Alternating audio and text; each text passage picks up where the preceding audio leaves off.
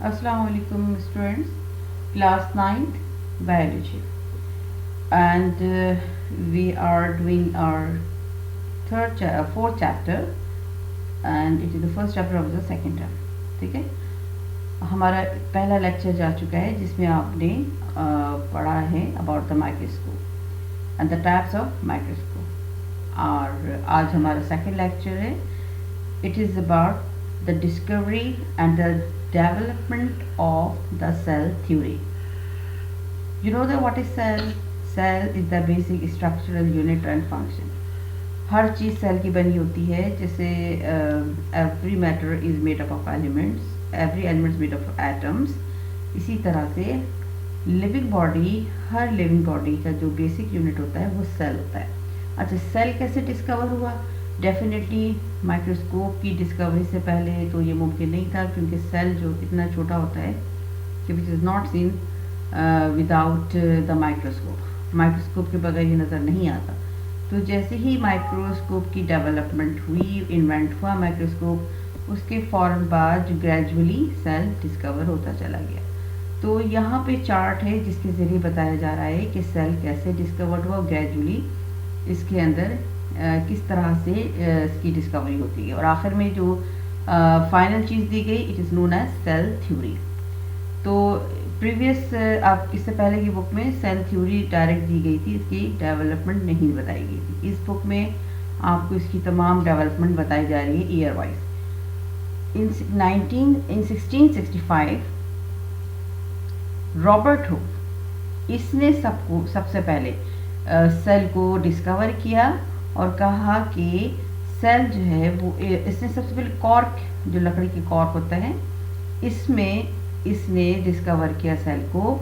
और एक बिल्कुल शुरू का कंपाउंड माइक्रोस्कोप था, प्रिमिटिव कंपाउंड माइक्रोस्कोप, जो इब्तदाई, उसके ज़रिए इसने इसको देखा और उसमें सिर्फ इसको सेल वॉल नज़र आए, जो कि एक कंपार्टमेंट की तरह नज़र आए. तो उसने कहा कि he only saw cell wall as compartment and give the term cell. तो सेल इसीलिए कहा इसने कि एक कंपार्टमेंट के तौर पे इसको, इसकी आउटर वॉल नज़र आई सेल की, तो इसने कहा ये कंपार्टमेंट जिसको हम सेल कहते हैं, उसी के हवाले से इसने उसका नाम सेल रख दिया. ठीक है, सबसे पहले किसने?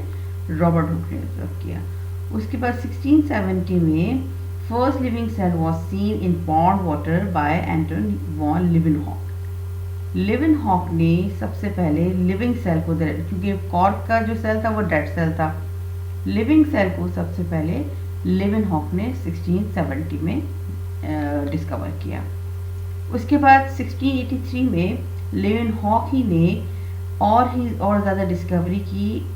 अच्छे, उसके बाद माइक्रोस्कोप का लेवल हाई हुआ तो उसने इसकी और ज़्यादा डिस्कवरी की, और इसने एक प्रोटोजोआ और बैक्टीरिया को डिस्कवर किया. प्रोटोजोआ और बैक्टीरिया, ये फर्स्ट इसने लाइवली सेल्स था जिसको डिस्कवर किया. किसने? लिवेनहॉक ने. फिर ग्रेजुअली 1833 में रॉबर्ट ब्राउन ने, जो कि इंग्लिश बॉटनिस्ट था, उसने डिस्कवर किया कि सेल के न्यूक्लियस में एक गोल सी बॉडी, राउंड शेप बॉडी पाई जाती है. तो उसने इसको कहा कि ये सेंटर है, सेंटर ऑफ द सेल, जो कि अब हम इसको न्यूक्लियस कहते हैं. तो न्यूक्लियस में आता है कि nucleus was discovered by Robert brown, या अक्सर ब्लैंक्स में भी आता है. ओके. फिर ग्रेजुअली 1839 में शॉन, जो कि जर्मन बोटानिस्ट था, इसने एनिमल और प्लांट टिश्यूज़ को कहा कि जो एनिमल्स एंड प्लांट के टिश्यूज़ हैं, ये दोनों के दोनों सेल पे कंपोज होते हैं, यानी सेल्स ही इन टिश्यूज़ को फॉर्म करता है. 1839 में आखिर को ये डिबेट ख़त्म हुई कि क्या एनिमल और प्लांट के जो सेल्स हैं एक जैसे होते हैं कि नहीं होते. तो आखिर को ये डिबेट ख़त्म हो गई, और आखिर में एक स्ट्रक्चर दिया गया. He organize the previous statement about cell as cell theory. जो पिछला स्टेटमेंट चला आ रहा था, आखिर में जाके इसने तमाम जो पोस्टुलेट्स थे, तमाम मैटर को लेके कंपाइल किया और एक थ्योरी बनाई. उसने कहा कि cells are organism, it consists of one or more cells, यानी all जो organisms हैं, it consists of one or more cell. Second बात जो उसने कही कि cell is the basic structural unit and function का, और इसका बेसिक स्ट्रक्चर एंड फंक्शन का बेसिक यूनिट है सेल। तो 1840 में रोल्ड क्लियर ने डिस्कवर किया कि sperm and eggs are also cells हैं। 1845 Karl Heinrich Braun called that cell is the basic unit of life। 1855 में रोडोल्फ विक्रॉफ ने, जो कि जर्मन फिजियोलॉजिस्ट, फिजिशियन, पैथोलॉजिस्ट ये था, इसने एक और चीज़ ऐड की इसी सेल थ्योरी में और कहा कि जो पहले से सेल्स होते हैं उससे न्यू सेल्स फॉर्म होते हैं।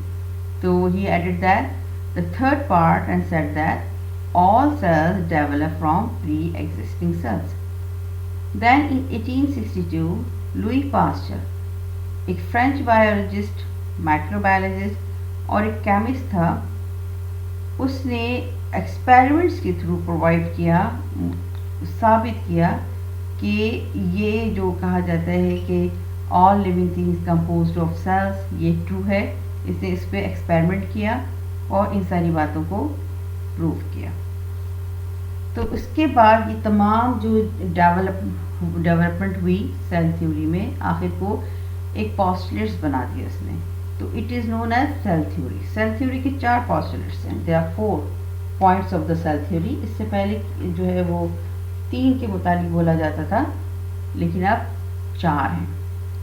Number 1, all living organisms are made up of 1 or more cells। Number 2, the cell is the fundamental unit of structure and function in all living organisms।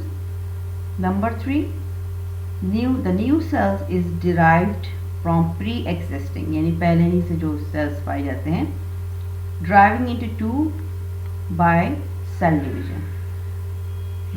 Number 4, the cell contains the hereditary material which is passed from generation to generation. Cell के अंदर hereditary material पाया जाता है जो कि एक generation से दूसरे जनरेशन पे पास किया जाता है, ठीक है, ड्यूरिंग द सेल डिवीजन।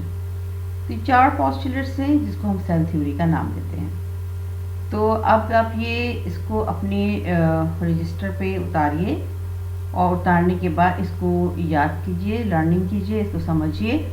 और रजिस्टर जो है वो आपको पता है कि वेडनेसडे को आपने आना है 9 to 12, और यहाँ के आप रजिस्टर चेक करवाएंगे। इसके साथ साथ इसको आप अच्छी तरह से पढ़ कर आएंगे ताकि हमें ये अंदाज़ा हो कि आप वाकई आपने लर्निंग का प्रोसेस किया है कि नहीं। तो आप वेडनेसडे को अपनी चेकिंग के लिए आएंगे। Okay, thank you.